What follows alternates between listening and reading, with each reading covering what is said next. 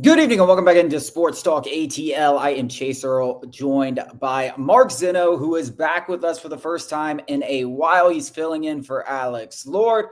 Big Labor Day weekend, unbelievable college football weekend. And I'll ask you this, Mark, do you think it was billed as the best week one ever? Do you think it lived up to the hype, fell short of the hype? Where are you standing on how it lived up to the billing of the best week one in college football history? No. Because in my super contest card for the college football contest, I went 0-7. So it did not live up to the that is. And I put it on Twitter. I don't care. Like, you know how hard it is to go 0-7? Just as hard to go 0-7 as it is to go 7-0. So there is that. No, but look, it was a really good college football weekend, right? From the start. And we saw some surprises, but I think we can draw some definitive conclusions to build off from week one going into week two. And, there's a ton of overreaction. This happens in college. It happens in the NFL, but it happens particularly in college every single year. Everybody writing off Alabama can shut up. Everybody writing off Bill Belichick can shut up. Like, we have some time yet, folks. You want to do that 5 weeks in? Okay. After 1 week, can we just settle a little bit? Like, not everything has to be finalized after 1 week of football.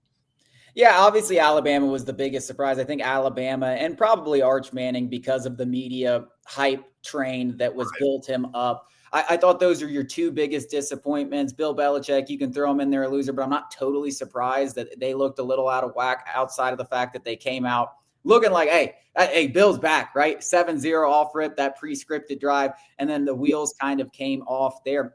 I think Alabama's the most shocking, but Florida State, to me, I don't think is getting talked enough about, because this was a team that was 2-10 last year. As a guy that went to LSU, played Florida State twice in week ones, and Mike Norvell, I came away from both of those games, and they were a few years ago, and those were better Florida State teams, being like, that's a well-coached football team. And then everything went off the rails last year, and they go at 2-10. And then they come back, they get a ton of transfers. And in this day and age of college football, you can turn things around in an instant. Do you think this is more about who Alabama is going to be the rest of the season, or do you think Florida State is back in that conversation? Maybe not the national championship conversation, because I don't know if they can get there in just one season, but at least at the top of the ACC and competing for that conference? I think it's a combination of both. Look, I mean, I have a hard time believing in Tommy Castellanos. I agree. He got benched at Boston College, for crying out loud. Like, this is the level of quarterback we were talking about. That's not, now, look, maybe Gus Malzahn's a better coordinator for him. Maybe it's a better offense for him to be with Malzahn, and I could certainly buy that. I mean, we only have a 1-game sample size to really tell. But, yeah, listen, Mike Norvell's a good coach, and Florida State has every reason to believe that they're, quote, back as far as being a team that would be near the top of the ACC. A lot of that's going to come from their defense, and that was really what was – more surprising about anything about that game on Saturday is how well they played on defense. I mean, they were really pushing Alabama around a lot up front. So the other part of this is, and while I'm not willing to write off Alabama, I think it's fair at this point to make the statement that maybe Kalen DeBoer can't coach at this level. Like, beating Stanford and Cal and Oregon State and, some of the other dregs of the Pac-12 for years is one thing. That's B and C level athletes. These are A-level athletes. And schemes are different for a reason in the SEC and the Big Ten than they would be in the old Pac-12 or anywhere else, just because the athletes are different. And at this point, I think it's fair to question whether he can actually coach. I mean, he might not be long for Alabama. I don't know how much longer he's going to be in this job. I agree, because you look at Alabama's schedule, and I do think Alabama will bounce back. I just think there's so much talent on that team. But if you look at the schedule in a lot of these SEC schedules, I mean, South Carolina, Tennessee, LSU, Auburn looked a lot better. I mean, even the games that you're like, all right, they should win. Well, Vandy beat them last year. Wisconsin ain't just a team that you can just, scuff. I think he has 4 losses to unranked opponents already. Yeah, 5-5 in his last 10. Did Saban lose a game to an unranked opponent ever? Nick Saban, I believe I heard someone else saying, so I'm regurgitating a stat. I think it took him 231 games to have 4 unranked losses over his career. And like the first season, I think was like 3 of them when he lost to UL Monroe. So once he got to that second season, I don't think he lost 4 teams to unranked opponents. So you're right. You're right there. It is amazing. I thought DeBoer would be able, I knew there would be a drop off, but the significance of the drop off so quickly and kind of the mental disadvantage that used to be what they had on everyone else, the mental advantage. Like you walk in and play Alabama, when you get off, like it's going to be a hurdle and you're a little scared, and teams don't necessarily play their best usually against Alabama. It's completely flipped, it feels like, especially over this 10-game stretch. Yeah, I mean, look, there's more to do. We can respect Florida State as an opponent. They obviously, Alabama has a lot of other tough opponents that they have to play. So all of that is in this whole mix here. But in the meantime, I'm going to wait for another couple of iterations to see what this really looks like and how it is and everything else. Yeah, so that's kind of how I feel about Arch Manning too. I thought that coming into this game on the road against Ohio State, I didn't really see they could have easily won this game. I mean, Ohio State didn't go out there and blow them out. I mean, they convert that 4th and 1. They score a touchdown there. It's a tie game. They had a chance at the end to tie the game. So they're in the game completely. I think if Arch Manning was just average, but I'm not necessarily surprised that he went out there on the road in his first game based on what we saw last year against Georgia when he came into the game, even Mississippi State, a much lesser competition. He wasn't amazing. I'm not necessarily surprised he struggles and they lost this game. But I think the takes that he can't get it done at this level, I think there was a lot of nerves in that performance. I mean, there were throws that the guy can just make. Like Steve Sarkisian didn't just throw Arch Manning out there with the number 1 team in the country into Columbus. If in training camp, he couldn't hit a 4-yard mesh route. Like he can do that. I know he can do that. So, you get more into the groove of things. You play a crappy team. You have a couple good games. I do think by the end of the season, we're talking about Texas as a national title contender, because I thought what we saw everywhere else was really, really good. It just got overshadowed by bad QB play. And again, look on the other side of the field. It's not like Julian Sand had a wonderful game. I mean, I played the first half under because these were 2 top 3 defenses last year. And by all accounts, they're probably going to be in the top 20 again, both of them. So that shouldn't have surprised anybody. I'm more shocked at Sark's inability to make adjustments sooner within the game, because in the fourth quarter, they actually looked like they could move the ball a little bit. So I'm not going to make any definitive conclusions about either one of those programs at this point in time. Texas is going to be fine. They're going to be in the college football playoff, right? There's not a 2 other losses on their schedule. I think that at this point in time, you look at and go, well, they're in deep trouble after losing this game. I don't see that at all. I know they got to play Georgia still, right? Yeah. They got to go to Stanford Stadium. Yes, they still have Florida on the road, and they still got to play A&M. So, and Oklahoma for that matter. Yeah. So it's but even with 3 losses, if it's to Georgia and Ohio State are 2 of your losses and they take care of 2 of the other 3 of those games, they're probably in the playoffs because they are Texas. Those are some big losses on the road that not a lot of people are going to be like, especially if they're competitive. Like that game was competitive. They didn't go and get stomped by Ohio State. I think you can mark the tape here and play it later on. I think this is the year we see a first 3-loss team get in. I think and the way that they're doing it now, that the top 4 seeds, doesn't matter the conference, are the top 4 rankings, and it doesn't have to be conference champions, are going to change the way this whole thing shakes out. So I would agree with you. I think a 3-loss team gets in at some point in time. Yeah, I totally agree. So we talked about the losers. Let's go to break. I want to talk about the winners, because there were a couple programs that, especially my LSU Tigers, that I am very excited to talk about with a big win. And I thought Miami looked outstanding. We'll talk about it coming up after the break.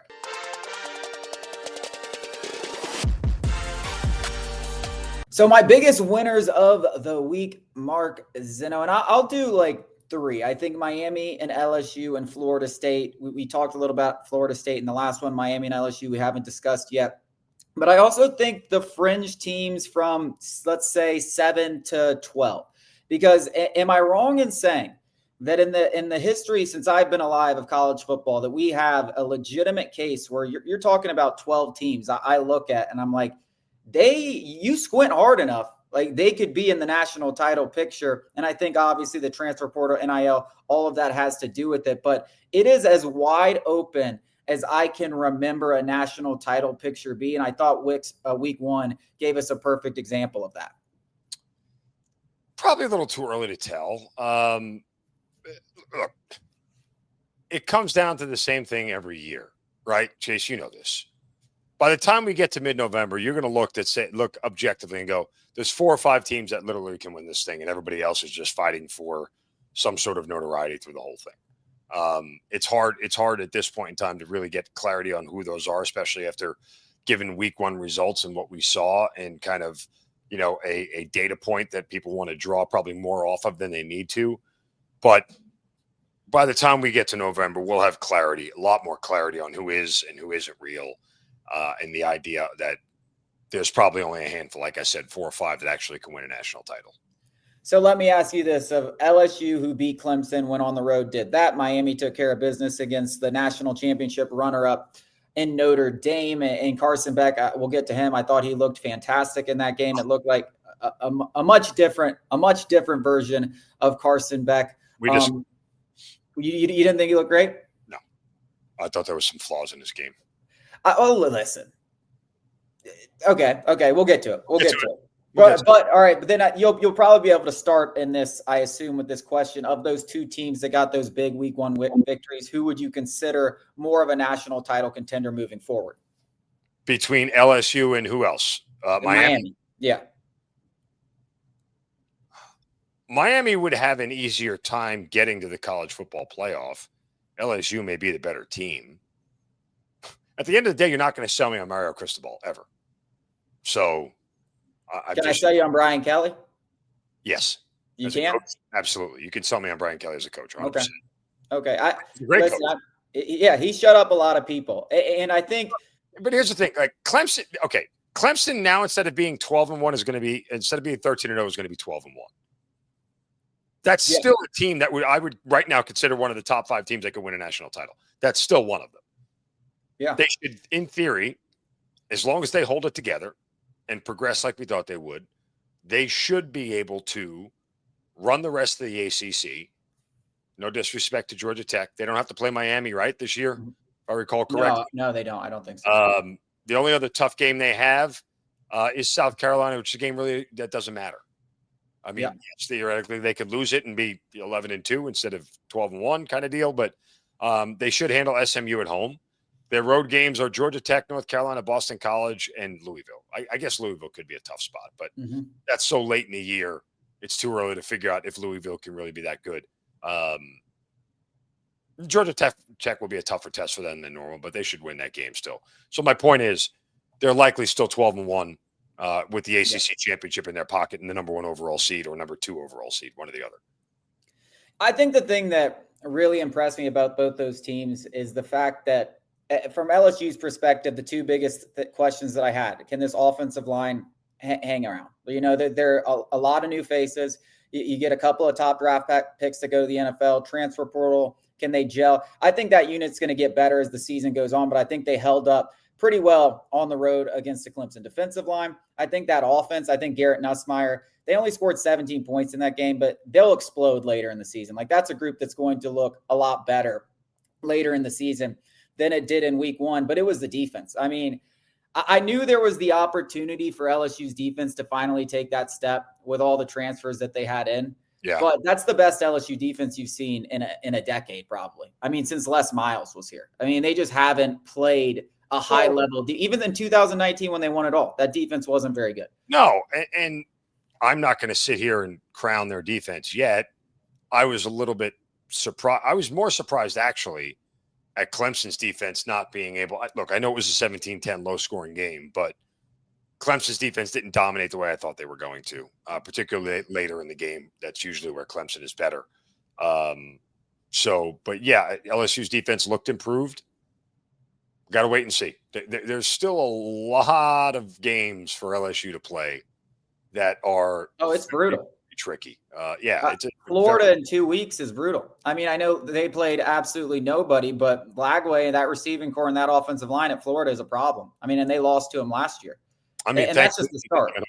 Look, they really don't get a true tough test until they have to go to Alabama, right? Like, you wouldn't consider at Ole Miss. You're not high on them. I mean, I think Kentucky might be able to pull off an upset this week, but Kentucky's really bad. Yeah, I'm not laying 9 points with Ole Miss this week. No shot. Mm-hmm. I'll either pass in the game or you put a gun in my head. I'll take Kentucky. Vanderbilt might be more competitive than expected, but probably not ready. You know, and people still are doubting A&M. I lean more towards them being real than not, but I'm going to hold off on my assertion of that. Yeah, no, they still have South Carolina on their schedule, Oklahoma on their schedule. I mean, it's the thing about these SEC schedules. I mean, even Texas, who had a really easy schedule with some of their opponents like Florida and Oklahoma. And I'm with you on A&M. I think they're going to be better than a lot. I think Elko in year 2, I think they're going to take a step forward because I think Elko's legit. I think what he's going to bring, the physicality that you need in the SEC and stuff like that, I think that's going to benefit them if they can get the right quarterback and you get Reed in his second year, first as like a full-time starter. I could see A&M, messing around and being in the conversation for the playoff and maybe the SEC championship at the end of the year. So I'm with you there. Yeah. I mean, look, Florida's got the same deal, right? They have to survive the same gauntlet. So both of those teams really, if they can get out of there with 3 losses, there'll be a case for them to be in the college football playoff. So on the Miami side of things, though, outside of Beck, we can get to Beck, but I was impressed. I think a lot of people, and I talked about this before the game, they looked at Beck and they saw a $5 million price tag, but Miami didn't just go spend on Carson Beck. Miami went out there and bought a juiced up offensive line that went out there and pushed Notre Dame around for most of that ball game. And I thought in the trenches, defensively, they were so much better than what we saw a year ago. And in the trenches, they were so much better than we saw a year ago. I think Cam Ward's a better quarterback, at least, from what we saw last year than Carson Beck. But they really needed to beef up that defense and in the trenches. And I thought that was probably why I looked at Miami and said, I think they could compete, and definitely in the ACC. But, maybe they could finally take that step to getting into that title contender. I know you're not sold on Cristobal, though. No, but winning in the ACC is a different conversation than winning a national title. So, look, I still, and again, from a betting perspective, I don't see a lot of value on Miami. I look at a team like Georgia Tech as somebody that I'd rather bet on to be to win the ACC, because if they get there, then I have a hedge opportunity because they're probably going to get there against a team that is much better than they are. Yep. That's the only reason why I do that. But Tech's going to surprise some people still. All that said, I look at this and I go, this is a spot where, for Miami, they could really take advantage. It was a good win for them. I'm not saying it's not. Look, Beck only averaged 6.6 yards an attempt. It's bad numbers. Everything was underneath. And we're going to sit here and look at one of those touchdowns. That should have been picked. That was an awful throw. It was a terrible throw. And you're right. Does not make that insane catch, that thing is picked and run the other way. Like, you have to keep everything in context when it comes to evaluating these performances. He did not look great. And my guess is, as he goes deeper into the year, Miami's offense should be better and more consistent, but he's not playing with Georgia athletes. He's not behind a Georgia offensive line. He doesn't have Georgia tight ends. Like, these are things that made him successful and a high-level quarterback in the SEC. I think that gets exposed over time, especially when the coaching isn't at the level that it was at Georgia. Yeah. I mean, listen, I see your point. I guess what I'm saying about the offensive line is I was very impressed with that unit. I thought they dominated Notre Dame, and I don't know how good Notre Dame's going to be. I think that's the tough part when you're talking about these week 1 matchups. I mean, Notre Dame was the national championship runner-up next year, but is Notre Dame a playoff contender? I mean, because they play Texas A&M next week, and you look at their schedule, if they go 10-2, I mean, what the hell do you do with Notre Dame? Because they don't play anybody the rest of the season. Notre Dame to make the college football playoff every year is the best bet you'll make. They're going to go 10-2. They're going to be in. But that's it. It doesn't matter. Yeah, I mean, we just talked about 9-3 getting in, so I don't know how Notre Dame doesn't get in at 10-2, and that schedule is awful. I mean, it's awful. It's frankly awful. I mean, do you think, Notre Dame playing an independent schedule in the super conference that we're headed, because that's where I believe we're headed, the Big Ten and the SEC having probably 20 teams. And I don't know how the rest of everything's going to look, but I expect teams like Clemson and FSU to eventually join the SEC. And you'd hope Notre Dame gets into the Big Ten. But what do we do with this whole independent thing?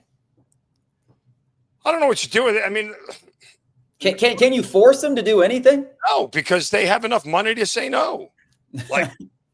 This is where everything in college football it's surrounded by money and what is the best decision monetarily for all the parties involved. There literally is no reason for Notre Dame, especially now that they're making the national title game, to enter into a conference or play by anybody else's rules, period. Until somebody wants to try to create rules that don't just look at specific conferences and skew things a certain way, Notre Dame do whatever the hell it wants. And they're going to get rated and ranked, and they're going to end up in the college football playoff.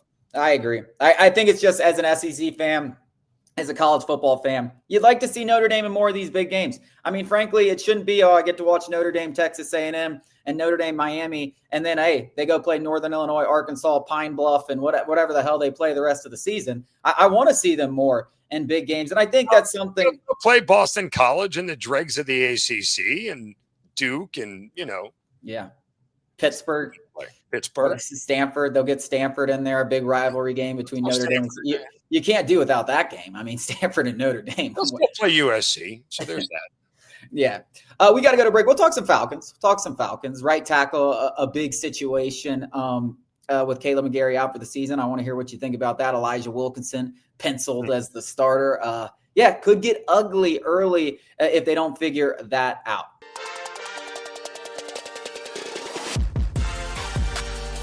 The topic of discussion surrounding the Atlanta Falcons going into week 1 is, will they be able to protect Michael Penix Jr.? Caleb McGarry out for the season. His backup Storm Norton just underwent ankle surgery, and it looks like Raheem Morris is saying they are going to rely on Elijah Wilkinson, who last played right tackle consistently back in 2021.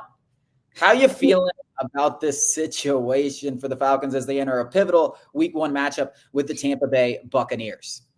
Well, I mean, you can't feel good. You can't objectively sit here and go, right? You can't objectively sit here and go, we'll be fine. Because your starting right tackle is out. By the way, you gave a 2-year, $30 million extension to, and then a week later decides to be out for the year when really, in reality, there was a question mark as to whether you needed to give him that extension one way or another. Certainly could have waited a little longer in the season before it happened, but we can have that conversation later. And then Storm Norton, who is your backup right tackle, is also injured. So now you're down to your third string right tackle, which you can't feel good about when you're down to your third string anything in the NFL. So there's got to be a ton of concern. That we have the biggest question marks, because I keep saying this to everybody as they go into the season with the Falcons. I think the roster's good. I think Penix is going to be good, despite the litany of errors it took to get him there. But I think roster's going to be good. I think Penix is going to be good. I think this coaching staff, I don't know if they're any good. I don't know if they're any good. I don't know if they're going to be the thing that holds them back. So here's the thing. I don't have a right tackle. I got to worry about my right tackle. Does my offensive coordinator, who at this point we feel is suspect, and we have a lot of data points to prove that he's suspect, what game plan does he devise to help out his right tackle that, one, has to protect the blind side of the quarterback, two, also has to be able to run block a good amount? So are we just running left on everything? Is that what we're doing? I mean, are we calling designed rollouts away from the right side for Michael Penix? Like, what is the game plan to cover up the deficiency of your right tackle? Or is this coaching staff just like la-di-da enough to go, nah, we're just going to run the same thing we always run. We'll be fine. Yeah, I totally agree. I think Zach Robinson and Michael Penix. Michael Penix has to have a certain level of understanding, which is almost not fair to add to your plate.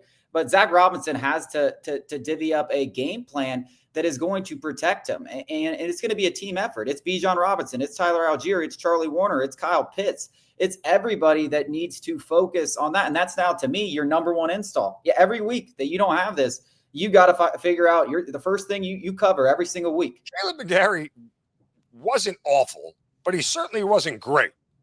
It's very especially in pass protection. Right. Very middle of the road tackle by all accounts.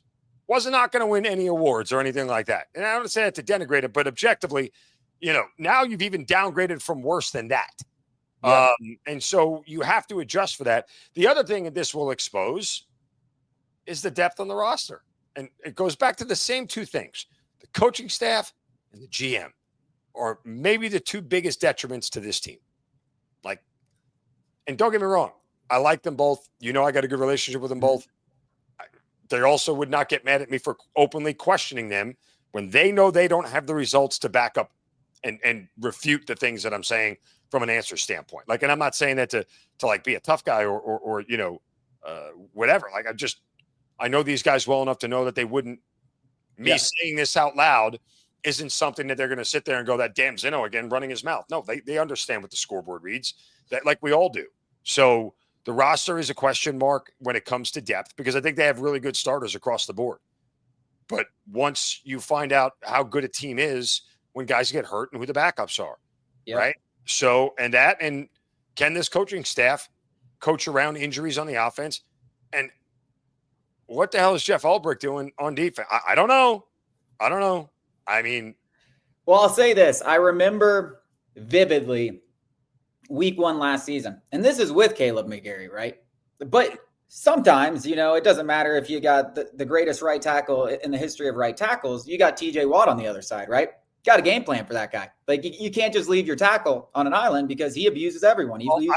I wonder how many teams, let's just take Tampa coming up in week 1, would flip their defensive ends, right? Yeah. To go against, or they leave them the same and let their second level D end on the left side end up, going up against a third string left. It's something absolutely to consider. And you'll find this is one of the best front sevens in all the NFL in Tampa. You'll find out real quick whether they had a good plan this week or not. Yeah. Yeah. And it's going to be a matchup where you have 4 potential rookies starting on the defensive side of the ball for the Falcons. We're looking at Billy Bowman and Xavier Watts have been named starters at nickel and safety, respectively. We've heard all the hype about James Pearce Jr. I want to go to break real quick. I want to hear what you think about that hype from James Pearce Jr. because everybody's talking about it inside, outside the building, that this guy could be something special. What are your expectations for him in year 1?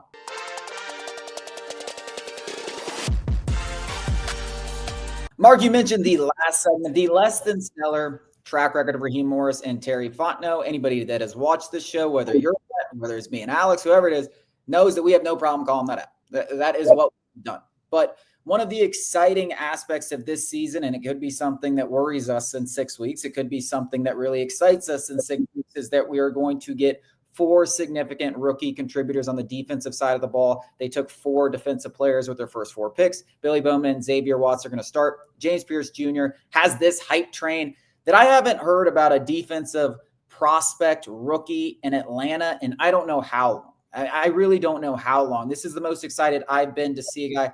What do you think about that hype? What are your expectations, your feelings about James Pearce Jr. going into his first year in the NFL? It feels like the sky's the limit, right? But once again, is the scheme designed to make him the best version of himself? I don't know the answer to that.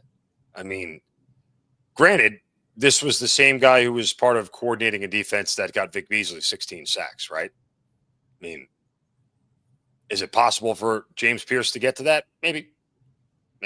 But overall, I don't think you need to focus on one particular guy. You need to look at this defense holistically, because ultimately that's what's going to be the difference between them winning and losing ball games. A good performance from James Pearce in a 3-sack game, they could still lose it. They could still, not win those games. They could still, you have to be able to make critical stops in games to help you win it. And we don't know what this defense is as a whole yet, given all the new pieces that they've added and all the new pieces that they've put together. So I would just say that, like, as much as the hype is there and it may be justified for him, how much does he fit into a scheme overall for a defense that you believe can actually help you win games? Remember, you're dealing with a rookie quarterback here. Like, everyone keeps forgetting that. Everyone looks through this through a different prism.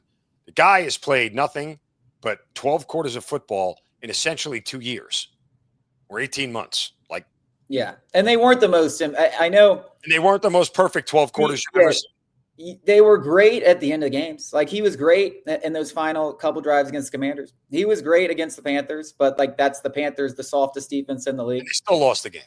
The Giants he was okay. I mean, they just basically dominated defensively and let him do, which is what we hope to see a little bit more. That's exactly what you're talking about. But you mentioned Ulbrich. You have to feel, though, at least a significant amount more confident in what you're going to get out of him than you got out of Jimmy Lake, because Jimmy Lake was a disaster, a guy that should have never been hired. And that's squarely at the feet of Raheem Morris for hiring a buddy who'd never been a defensive coordinator in the NFL. You saw this defense look better when Raheem Morris got more involved. And then you think back to 2020 when Raheem Morris and Jeff Ulbrich took over the defense. They played some pretty inspiring football for their talent level. And obviously there's some familiarity there. I just feel like you have, like, to me, you were so bad at the defensive coordinator position and scheming last year that the room for improvement is so great, because this isn't going to be an elite defense, but they've been so bad for so long. You go out there and just be an average defense. You know, I don't know how many, if Michael Penix is going to be able to win you games with an average defense. They might have to be better than average, because you're right on the rookie quarterback thing, but there's so much room for improvement from the DC position. And then, you know, this new influx of talent. Yeah. And that's the point again. I mean, how much do you trust this coaching staff?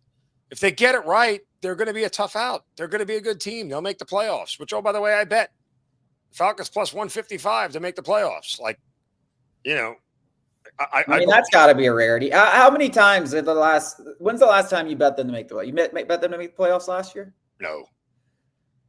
I mean, so it has to be a while. I haven't bet the Falcons to make the playoffs since the last time I bet the Falcons was the Dan Quinn era. So like 2017. Yeah. Probably the last time. Well, you know, that's the last time they made it, man. That's the last time. So is that a sign? So you're feeling a little, you clearly, I mean, if you're willing to put your money there, and I know how you are, you clearly are feeling like there's a real chance that they break that streak. I like the number too. Some of it was about the price that I was getting on it. Yeah. Because this division still, despite the fact the Buccaneers have won it 4 years in a row, generally it's still a toss-up. Look, I like the Falcons plus 2.5 in week 1. They always seem to have the Buccaneers number, particularly at home. That said, again, I am of the thought process that the coaching staff ultimately is going to define whether they're any good. And in reality, if they miss the playoffs again, there's not a reason that either the coach or the GM should be here another year. Yeah, I was actually going to ask you that. I mean, if they don't make the playoffs this year, I mean, it's got to be the end of the road for Terry Fontenot, right? I mean, I know not be. We've done this song and dance, but has there been a GM that started off with 5 straight seasons missing the playoffs and kept his job? I mean, in this league, I would say in the last 20 years, no. In this league, where parity is, you know, you can turn things around in an instant, especially taking multiple stabs at the head coach. I know he didn't have too much involvement in Arthur Smith, but you went and got your guy in Raheem Morris. You tried different quarterbacks, Desmond Ridder, Marcus Mariota, Mess. You took a huge stab at Kirk Cousins, and then you drafted Michael Penix. If none of those things work out in a 5-year stretch, I don't know how we're not making some pretty significant changes, even though, you know, Arthur Blank, like that's the last thing he wants on his plate. I mean, it's the last thing that he wants to go through again after all of the moving parts we've done. But from my perspective, I mean, that's the best content we get all year. Coaching searches. If it happens, and I'm not rooting for it, but if it happens, I can't wait to see Rich McKay sitting up there next to Arthur Blank and then tell us he's not involved in football again. I absolutely, yeah. It's a tradition unlike any other, as they say. Mark, thank you so much for hopping in and filling in, Alex. We really appreciate it. Look forward to hearing more throughout the season. Hopefully it's some good stuff and not another negative season. No, we'll be okay. Again, I have to believe this coaching staff has to be better because I don't know if they can get worse. If they do, it's going to get really ugly really fast. So. Yes, sir. And we're both on the Falcons to make the playoffs. So everyone can call us negative, but the money says we are thinking positively about this team. I appreciate it again, Mark. You got it, brother.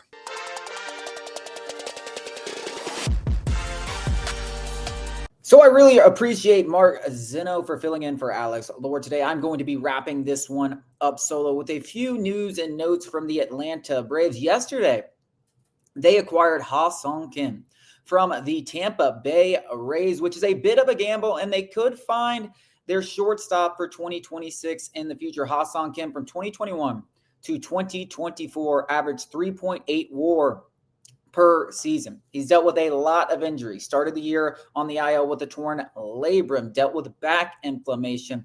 So this will be a little bit of a trial run over the final month of the season to see what he can bring to the roster in 2026. If he's healthy, they got a Gold Glove defensive player that can play shortstop, second base, third base, and provide average offense. Essentially a Dansby Swanson, something to that degree if he's right. But the Braves will owe him $16 million in 2026. He has a player option for next season that he will almost certainly pick up, which is why this is a gamble, because he has played in 24 games this season and looked like a shell of the player that he was for the San Diego Padres. Now, these are gambles that the Braves have taken time and time again. You know, they did it with Josh Donaldson, who was coming off an injury-plagued several seasons. Chris Sale, another guy that had a lot of success, especially in his first season, winning the NL Cy Young Award, coming off 5 straight years where he was injured. But then you got guys like Ronaldo Lopez, who had a really good first season in his first year thrown into the rotation, but then fatigue issues plagued him, and he only made 1 start this year. Jared Kelenic, who was a prospect that didn't necessarily pan out with Seattle, but the Braves paid $20 million, took on $20 million in bad money to get him to Atlanta, and that worked out dismally for the organization. So some of these have worked out very well. And that's why they had a lot of success for a long time in Atlanta. And some of these in more recent years haven't worked out so well. So if things turn out well, Ha-Seong Kim is going to be the starting shortstop in 2026, and he's going to be a 3 to 4 WAR player, something the Braves haven't had at shortstop since Dansby Swanson was here. If things work out poorly, the Braves are going to be paying Ha-Seong Kim to be a super utility man that is injured and plays about half the season, and they have that much less money to spend in free agency. So there's 2 sides of this fence, and they're pretty dramatic differences. The biggest key here is health. Hopefully Ha-Seong Kim can stay healthy and be a huge piece. If this hits, it's going to be a huge win because shortstops aren't available in free agency on 1-year, $16 million contracts. They just aren't. Starting caliber shortstops that are of Ha-Seong Kim's talent, when he's right, when he's healthy, are going for $100+ million. If Ha-Seong Kim had hit free agency last year healthy, he'd have been looking at around $100 million contract. Somewhere in the neighborhood, maybe even more than that. I mean, guys like Willie Adames got $172 million. Dansby Swanson got 177. So if Kim was healthy last year, he'd be looking in that neighborhood. And this could be a huge home run if he can be healthy next season and be the starting shortstop or even second baseman or third baseman or fill in wherever for the Atlanta Braves and give you 3 to 4 WAR. We're going to come back. I got a big addition the Braves made to the roster on Tuesday morning, and Hayden Harris. We'll discuss it after the break.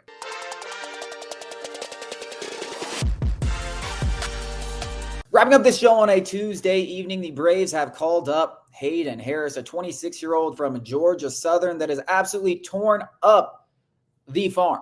0.36 ERA in Gwinnett. 0.56 ERA between AA and AAA over 48 innings. He has an opportunity, along with Ha-Seong Kim, who was also called up today and reported to Atlanta after acquiring him yesterday, to be a huge piece to the 2026 team. If he comes up and is a big piece, if Kim can finish the season strong, along with the addition of Hurston Waldrop, who's been unbelievable since joining the team, J.R. Ritchie's on the cusp of the majors. He's been unbelievable in Gwinnett. you start to feel a lot more confident about the future of the team. So those are two storylines to watch: Hayden Harris and Ha-Seong Kim over the final month of the season, along with Jurickson Profar, Hurston Waldrop, and Michael Harris, and guys that have had huge second halves for the Atlanta Braves. That wraps up our show. Thank you guys so much for joining us. Alex and I will be back with you tomorrow.